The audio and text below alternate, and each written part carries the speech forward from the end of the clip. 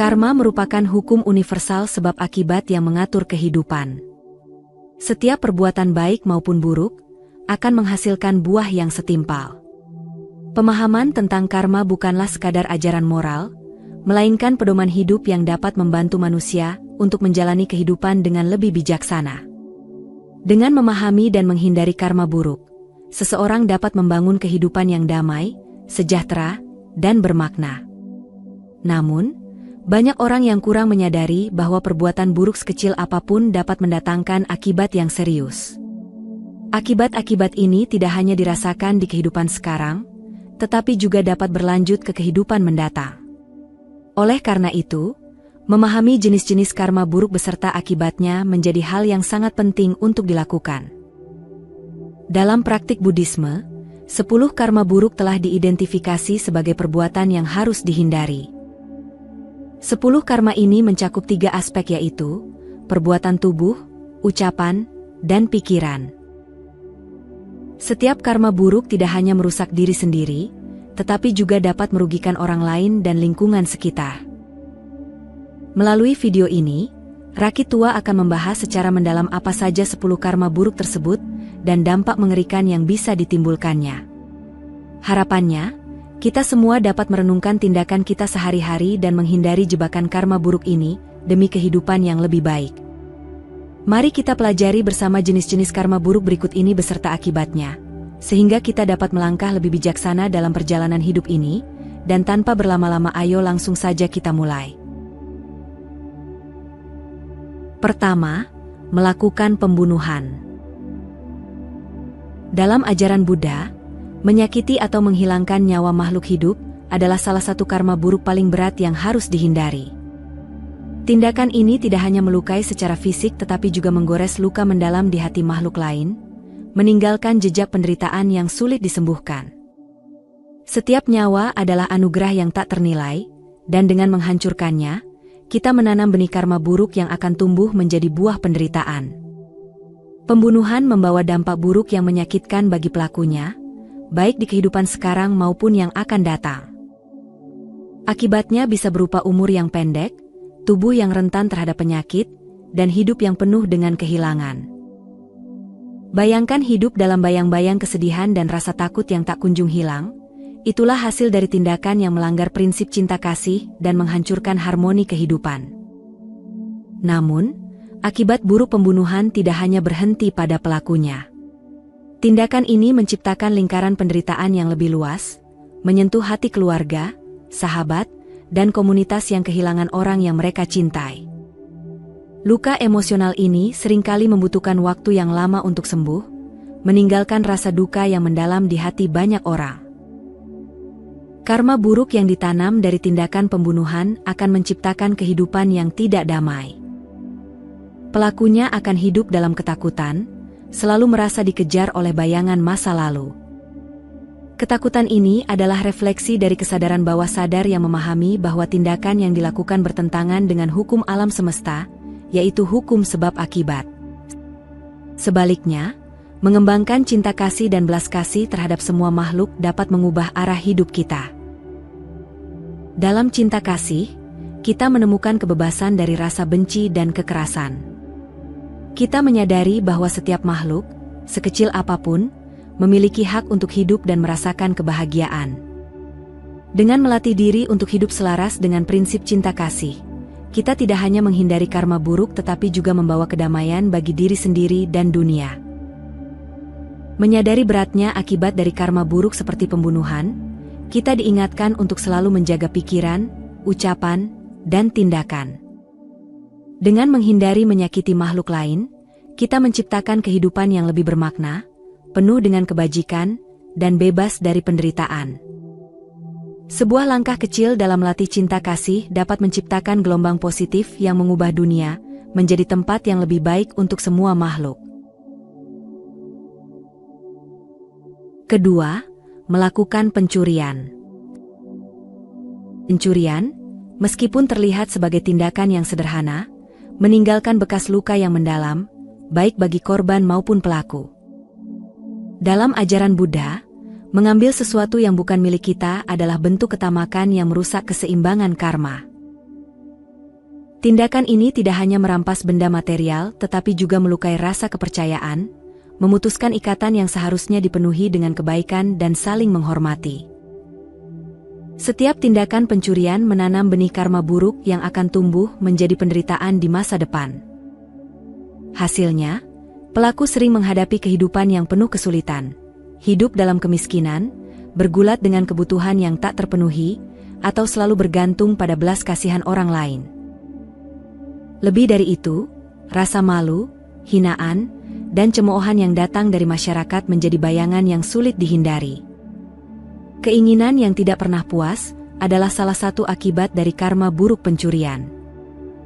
Pelaku akan terus merasa kekurangan, meskipun memiliki segalanya. Dalam kekosongan ini, tidak ada kedamaian. Sebaliknya, hanya ada kerinduan yang tak pernah berakhir. Seolah-olah apapun yang diperoleh tidak pernah cukup untuk mengisi hati yang gelisah. Karma buruk pencurian juga mencabut martabat seseorang. Dengan melanggar prinsip kejujuran, kita kehilangan penghargaan dari orang lain, bahkan dari diri kita sendiri. Hidup tanpa integritas adalah hidup yang rapuh, seperti bangunan tanpa fondasi yang kuat. Tanpa kejujuran, kepercayaan hancur, dan hubungan dengan orang lain menjadi kering dan penuh keraguan. Sebaliknya, hidup dalam kejujuran adalah hidup yang selaras dengan hukum karma. Kejujuran membawa rasa damai yang mendalam dan kebebasan dari rasa takut akan akibat perbuatan buruk. Dengan rasa syukur, kita belajar menerima apa yang kita miliki, menyadari bahwa kebahagiaan tidak terletak pada jumlah harta benda, tetapi pada hati yang puas dengan kehidupan. Menyadari bahwa pencurian membawa akibat buruk, kita diajak untuk melatih integritas dalam setiap aspek kehidupan. Dengan tidak mengambil apa yang bukan milik kita menanam benih karma baik yang akan membawa hasil berupa kehidupan yang penuh kelimpahan, baik secara material maupun spiritual. Melalui tindakan yang jujur, kita menciptakan jalan menuju kebahagiaan sejati dan memberi inspirasi kepada orang lain untuk melakukan hal yang sama. Ketiga, melakukan perbuatan asusila. Dalam ajaran Buddha, perbuatan asusila, seperti perselingkuhan atau melanggar norma kesusilaan, dianggap sebagai tindakan yang melukai harmoni hubungan dan mencemarkan kesucian hati. Setiap pelanggaran terhadap kesetiaan bukan hanya menyakiti orang lain, tetapi juga meninggalkan luka mendalam pada jiwa pelaku, menciptakan karma buruk yang membawa penderitaan di kehidupan ini dan yang akan datang. Perbuatan asusila menciptakan berbagai akibat yang pahit. Pelakunya seringkali menghadapi banyak musuh, hidup dalam konflik, dan kehilangan kedamaian. Hubungan yang didasarkan pada pelanggaran kesetiaan seringkali berujung pada penyesalan, termasuk pernikahan dengan pasangan yang tidak disenangi, yang menjadi cerminan ketidakselarasan hati. Karma buruk ini juga dapat membawa ketidakseimbangan dalam kehidupan berikutnya, termasuk kesulitan dalam memahami atau menerima orientasi seksual diri sendiri. Lebih dari sekadar dampak fisik atau sosial, perbuatan asusila melukai hati dan jiwa. Kepercayaan yang hancur dan rasa pengkhianatan menciptakan penderitaan emosional yang dalam, tidak hanya bagi korban tetapi juga bagi pelaku. Luka-luka ini, meskipun tidak terlihat, membutuhkan waktu yang lama untuk sembuh, dan seringkali meninggalkan bekas yang memengaruhi hubungan di masa depan. Setiap tindakan asusila juga mengikis kesucian hati pelaku, menjauhkan mereka dari kebahagiaan sejati. Kesucian hati adalah sumber kedamaian, dan ketika itu dinodai, pelaku kehilangan arah, hidup dalam bayang-bayang rasa bersalah dan ketidakpuasan. Perasaan ini menjadi pengingat terus-menerus akan akibat dari pelanggaran tersebut. Menghormati hubungan adalah salah satu cara untuk menciptakan karma baik yang membawa kedamaian dan kebahagiaan. Kesetiaan dalam hubungan mencerminkan cinta kasih sejati, yang bukan hanya tentang kepuasan diri tetapi juga tentang memberi dan menerima dengan tulus. Dengan menjaga kesucian hati, kita tidak hanya melindungi hubungan kita tetapi juga menjaga keseimbangan batin yang membawa kebahagiaan jangka panjang. Dengan menjauhi perbuatan asusila, kita menanam benih karma baik yang akan tumbuh menjadi hubungan yang sehat, penuh cinta, dan kepercayaan. Hidup dalam integritas tidak hanya membawa kedamaian dalam diri, tetapi juga menciptakan dunia yang lebih harmonis, di mana cinta dihormati dan kesetiaan dijunjung tinggi. Dengan memilih jalan yang benar, kita membuka pintu bagi kehidupan yang penuh berkah dan harmoni.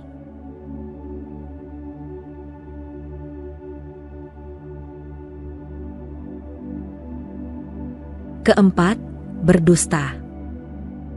Dalam ajaran Buddha, berdusta dianggap sebagai pelanggaran yang merusak integritas dan kepercayaan, yang merupakan dasar dari hubungan yang sehat.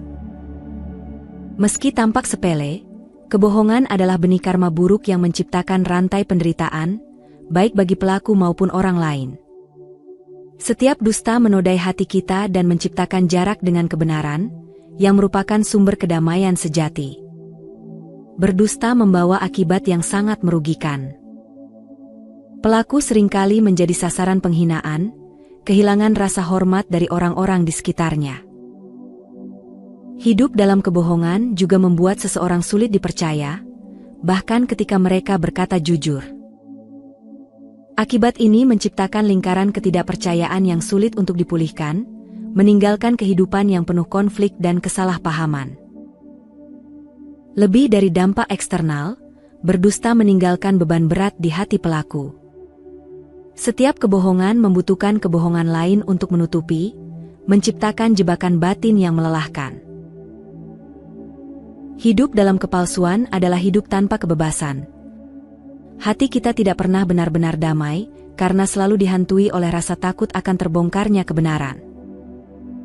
Kebohongan adalah pisau tajam yang memutus ikatan hubungan. Dalam keluarga, persahabatan, atau komunitas, dusta menghancurkan fondasi kepercayaan yang dibutuhkan untuk menciptakan hubungan yang erat dan harmonis. Ketika kepercayaan hilang, hubungan menjadi rapuh, penuh keraguan, dan mudah runtuh, bahkan oleh hal-hal kecil. Sebaliknya, kejujuran adalah jalan menuju karma baik yang membawa kebahagiaan dan kedamaian. Dengan berkata jujur, kita menunjukkan penghormatan kepada diri sendiri dan orang lain. Kejujuran membangun kepercayaan yang kokoh dan menciptakan rasa hormat yang tulus dari orang-orang di sekitar kita.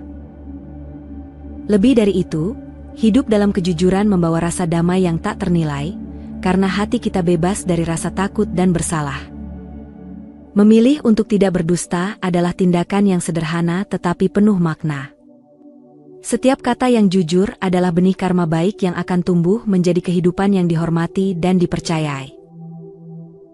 Dengan menjaga integritas dalam ucapan, kita tidak hanya menciptakan hubungan yang sehat tetapi juga membuka pintu menuju kehidupan yang lebih harmonis, bermakna, dan penuh berkah. Kejujuran adalah cahaya yang membimbing kita menuju kebahagiaan sejati. Kelima, bergunjing. Bergunjing atau menyebarkan gosip mungkin tampak seperti hal yang remeh, tetapi dampaknya dapat sangat merusak. Dalam ajaran Buddha, ucapan yang tidak benar dan merendahkan orang lain menanam benih karma buruk yang membawa perpecahan. Kata-kata yang diucapkan tanpa pertimbangan seringkali menjadi racun yang menghancurkan hubungan sosial dan menciptakan ketegangan di hati banyak orang. Salah satu akibat dari bergunjing adalah kehilangan teman tanpa sebab yang jelas. Gosip dan fitnah menciptakan jarak, mengikis kepercayaan, dan merusak hubungan yang sebelumnya erat. Selain itu, pelaku seringkali hidup dalam ketidaktenangan, selalu dihantui rasa takut bahwa ucapan mereka akan kembali menyerang mereka. Karma buruk dari bergunjing menciptakan kehidupan yang penuh dengan kesalahpahaman dan konflik. Sebaliknya, ucapan yang jujur, positif, dan membangun memiliki kekuatan besar untuk menciptakan harmoni dalam masyarakat. Dengan memilih kata-kata yang baik, kita menyatukan hati yang terpisah dan menciptakan lingkungan yang penuh kepercayaan. Ucapan yang positif bukan hanya menyembuhkan luka emosional, tetapi juga menanam benih kebahagiaan bagi diri sendiri dan orang lain. Menghindari bergunjing adalah langkah penting untuk menciptakan kedamaian dalam kehidupan. Melalui latihan kesadaran dalam berucap, kita belajar untuk berkata hanya ketika kata-kata kita bermanfaat, benar, dan penuh kasih. Dengan begitu, kita tidak hanya menghindari karma buruk tetapi juga membuka jalan bagi kehidupan yang lebih harmonis, penuh dengan hubungan yang tulus dan bermakna.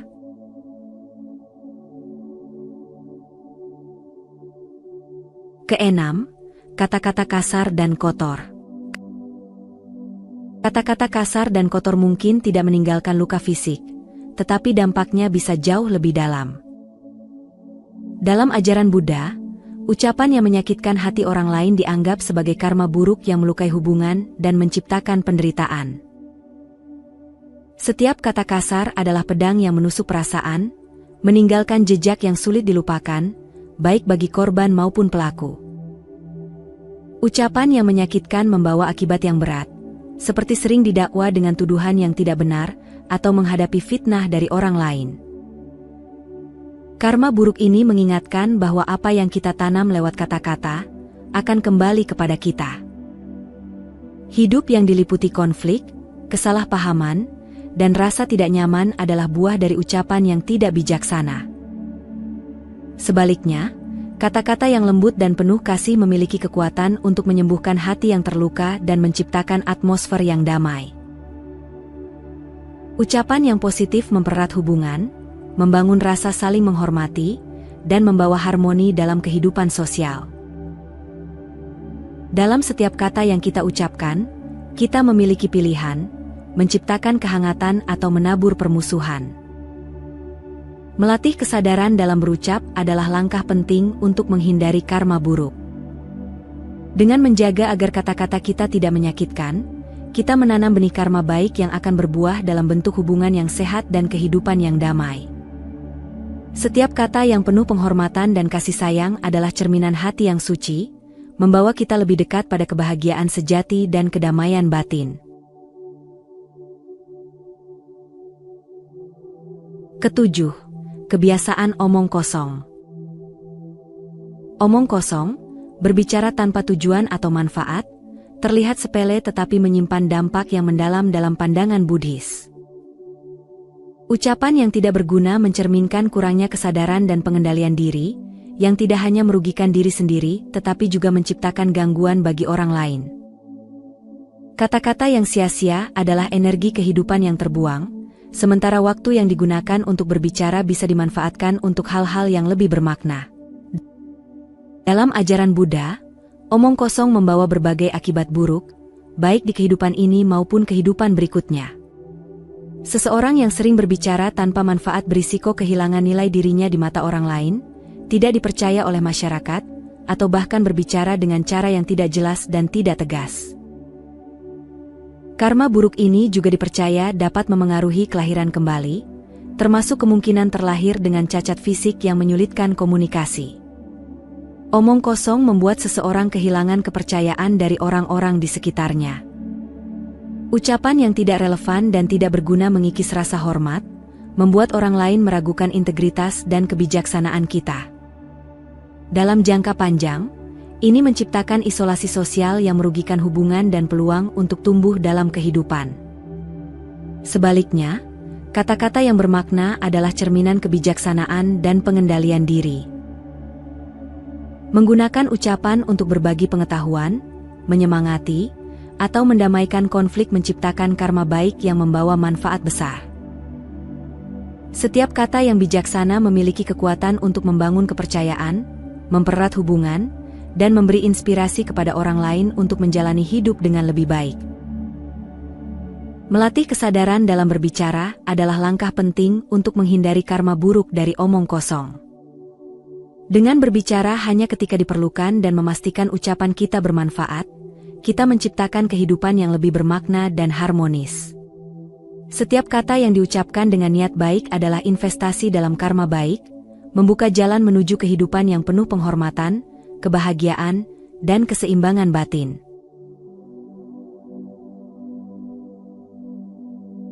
8. Serakah. Keserakahan adalah nafsu tanpa batas yang terus membara dalam hati.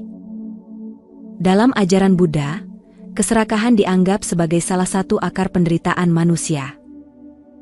Seperti api yang diberi bahan bakar, keserakahan tidak pernah terpuaskan. Semakin banyak yang kita inginkan, semakin kita merasa kekurangan. Akibatnya, hidup menjadi penuh kegelisahan dan kehampaan, karena kebahagiaan sejati tidak pernah dapat dicapai melalui pemenuhan keinginan yang tiada akhir. Orang yang hidup dikuasai oleh keserakahan seringkali mengalami ironi pahit. Keinginan yang sangat diharapkan justru semakin sulit tercapai. Dalam pandangan Buddhis, keserakahan menciptakan energi negatif yang menjauhkan kita dari keseimbangan hidup. Akibatnya, seseorang hidup dalam ketidakpuasan, kehilangan rasa syukur atas apa yang telah dimiliki, dan seringkali merugikan orang lain demi memenuhi hasrat pribadinya. Keserakahan tidak hanya melukai pelaku, tetapi juga menciptakan penderitaan bagi orang-orang di sekitarnya. Demi memenuhi keinginan yang berlebihan, seseorang dapat melupakan nilai-nilai moral, menghancurkan hubungan, dan menciptakan ketidakadilan. Dunia yang dikuasai oleh keserakahan adalah dunia yang penuh konflik, di mana cinta kasih tergantikan oleh egoisme, dan harmoni tergantikan oleh persaingan yang merusak. Sebaliknya, kepuasan batin adalah kunci untuk membebaskan diri dari belenggu keserakahan.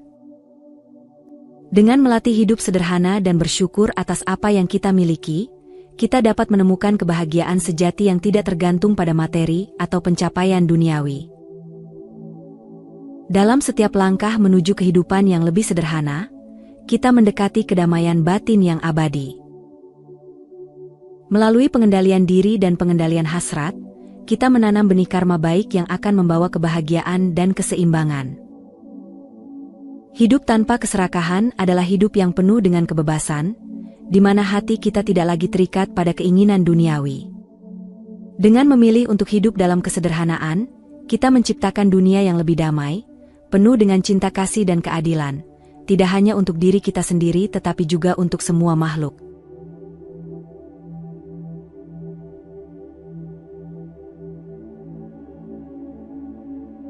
Kesembilan, dendam atau kemauan jahat. Dendam adalah api kecil yang perlahan membakar hati, menciptakan penderitaan bagi diri sendiri sebelum menyentuh orang lain. Dalam ajaran Buddha, dendam atau kemauan jahat dianggap sebagai salah satu bentuk karma buruk yang paling merusak. Ketika kita memelihara niat untuk mencelakai makhluk lain, kita sesungguhnya sedang merusak kedamaian dan kebahagiaan batin kita sendiri. Dendam tidak hanya menciptakan penderitaan batin, tetapi juga menghasilkan akibat fisik dan sosial. Dalam pandangan Buddhis, niat buruk dapat menyebabkan seseorang memiliki rupa yang buruk, rentan terhadap penyakit, dan berwatak tercela. Hidup yang diliputi kemarahan dan kebencian menjauhkan kita dari hubungan yang bermakna, meninggalkan kita dalam kesepian dan ketidakbahagiaan. Ketika dendam dibiarkan tumbuh, ia menciptakan luka yang sulit sembuh, baik di hati pelaku maupun orang yang menjadi target. Niat jahat merusak keharmonisan hubungan dan menciptakan siklus kebencian yang sulit diputus. Dalam lingkaran ini, tidak ada pemenang, semua pihak menderita, dan karma buruk terus mengalir tanpa akhir. Namun, seperti racun yang memiliki obat, dendam dapat disembuhkan dengan belas kasih. Dengan melatih pikiran untuk berempati kepada orang lain, kita membebaskan diri dari beban kebencian. Belas kasih memungkinkan kita melihat bahwa semua makhluk, meskipun pernah menyakiti kita, juga mencari kebahagiaan dan berusaha menghindari penderitaan. Dengan memahami ini, kita membuka jalan untuk melepaskan dendam dan menemukan kedamaian batin. Mengembangkan pikiran positif adalah langkah pertama menuju kebebasan dari karma buruk akibat dendam. Dengan memaafkan dan menggantikan niat buruk dengan niat baik, kita menanam benih karma baik yang akan berbuah sebagai kebahagiaan dan keseimbangan dalam hidup kita. Hidup tanpa dendam adalah hidup yang penuh dengan cinta kasih dan kedamaian. Sebuah hadiah berharga yang tidak hanya kita berikan kepada orang lain, tetapi juga kepada diri kita sendiri.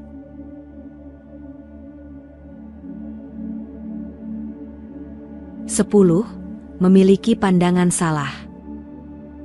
Pandangan salah adalah keyakinan yang bertentangan dengan kebenaran universal, yang menghalangi kita untuk melihat dunia dan kehidupan dengan jelas.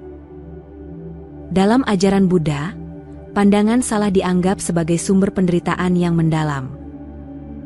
Ketika kita terjebak dalam keyakinan yang keliru, pikiran kita diselimuti kabut, dan kita tidak dapat memahami keadaan sebenarnya, baik tentang diri kita sendiri maupun dunia di sekitar kita. Salah satu akibat paling nyata dari pandangan salah adalah ketidakmampuan untuk melihat dengan jelas. Pikiran yang terdistorsi menciptakan kebingungan, menghalangi kita untuk membuat keputusan yang bijak. Kita menjadi kurang cerdas dalam menilai situasi, dan sebagai hasilnya, kita seringkali terjebak dalam kesalahan yang berulang. Selain itu, pandangan salah dapat menyebabkan gangguan fisik, termasuk penyakit yang sulit disembuhkan, sebagai manifestasi dari ketidakseimbangan batin. Pandangan salah juga membawa dampak pada hubungan sosial kita. Orang yang terperangkap dalam keyakinan yang keliru seringkali dipandang buruk oleh orang lain. Pendapat yang tidak berdasar atau keliru menciptakan kesenjangan, menyebabkan kita dijauhi dan kehilangan kepercayaan dari masyarakat. Dalam isolasi ini, kita semakin jauh dari kebijaksanaan dan kebenaran, dan hidup kita dipenuhi dengan kebingungan dan kesedihan. Namun, ada jalan keluar dari penderitaan ini. Dengan mempelajari ajaran kebenaran, kita dapat membebaskan pikiran kita dari belenggu pandangan salah. Ajaran Buddha mengajarkan kita untuk mengamati dunia dengan hati yang terbuka, bebas dari prasangka dan ego. Dengan kesadaran yang semakin mendalam tentang kebenaran, kita dapat mengarahkan pikiran kita menuju jalan yang benar, membawa kedamaian dalam diri dan kehidupan kita. Pendidikan spiritual yang berkelanjutan membuka mata hati kita terhadap kebenaran sejati, mengarah pada kebijaksanaan yang tulus. Ketika kita melepaskan pandangan salah dan menggantikannya dengan pemahaman yang benar, karma buruk akan berangsur hilang, digantikan oleh karma baik yang membawa keseimbangan, kedamaian, dan kebahagiaan sejati. Hidup yang dipenuhi dengan kebenaran adalah hidup yang penuh pencerahan, penuh kasih sayang, dan bebas dari penderitaan. Menghindari 10 karma buruk ini bukanlah hal yang mudah, tetapi upaya untuk melakukannya adalah langkah yang sangat berharga. Setiap langkah kecil menuju kebajikan akan membawa dampak besar bagi kehidupan kita, baik secara lahiriah maupun batiniah. Dengan menyadari akibat mengerikan dari karma buruk, kita dapat memotivasi diri untuk hidup lebih berhati-hati dan bertanggung jawab. Hidup yang dipenuhi cinta kasih, kejujuran, dan kebijaksanaan adalah jalan menuju kebahagiaan sejati. Ajaran tentang karma mengingatkan kita bahwa setiap tindakan memiliki konsekuensi. Oleh karena itu, mari kita berkomitmen untuk selalu memilih perbuatan yang membawa manfaat, baik bagi diri sendiri maupun bagi orang lain. Semoga video ini dapat menjadi pengingat bagi kita semua untuk terus berbuat baik dan menjauhi karma buruk.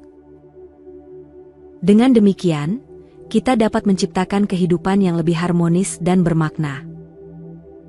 Jika video ini bermanfaat, jangan lupa dukung kami dengan cara berikan like dan subscribe, bagikan kepada orang atau teman yang kamu sayangi, dan jangan lupa tinggalkan komentar yang positif. Cukup sampai di sini dulu video kali ini. Mari bersama Rakitua, membina diri di jalan Buddha, dan semoga semua makhluk hidup berbahagia.